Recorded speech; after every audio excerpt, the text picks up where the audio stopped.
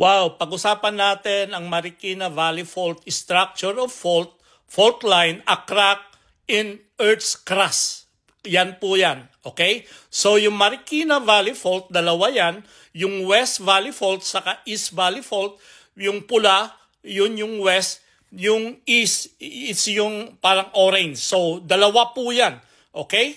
West Valley Fault ay mas mahaba, more than 100 kilometers, while East Valley Fault mga 10 kilometers lang yan.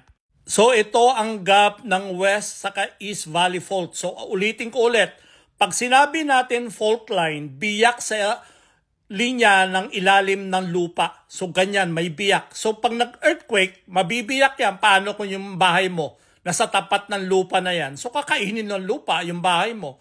So yan. It was detected by seismic imaging machine, okay, GPS, NSAR. Yan ang mga satellite po na gamit. Na-detect nila yan, nandyan sa ilalim ng lupa, may biyak pala sa ilalim ng lupa. So, ulitin ko, West Valley Fault, more than 100 kilometers. East Valley Fault, 10 to 17 kilometers dyan, most especially sa Rizal.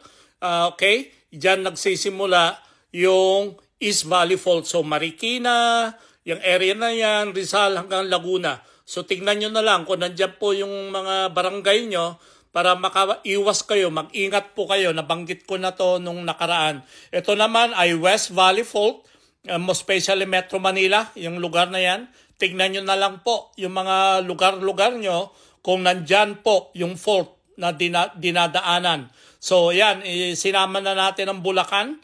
Okay, Bulacan yung lugar na yan. Pakitignan nyo yung Bulacan, nagsimula sa Bulacan. Kamatsin, okay. Diyan nagsisimula sa may Kamatsin, Kabayunan. Tapos sinama na natin dito Cavite, Laguna. Pakitignan nyo na lang po yung lugar nyo. Baka dyan dumaan po hanggang sa GMA, dyan sa baba, hanggang Cavite. Ang Cavite na area ng Carmona na yan. So mag-ingat po tayo. Hindi po ako nananakot, pero these are true situations na may biyak sa ilalim ng lupa dito sa lugar natin. So yan yung Marikina Valley Fault System. Yan po yan. Okay, left lateral. Okay, it's a fault line, biyak na linya sa ilalim ng lupa. Okay? So ganyan po mangyari. What if yung bahay nyo nasa tapat ng linya na yan? Mag-ingat po tayo, be prepared for an earthquake. Okay, mag-i-advise na natin ang mga family natin, anong gagawin natin, ano dapat nating ikikilos para hindi po tayo magpanik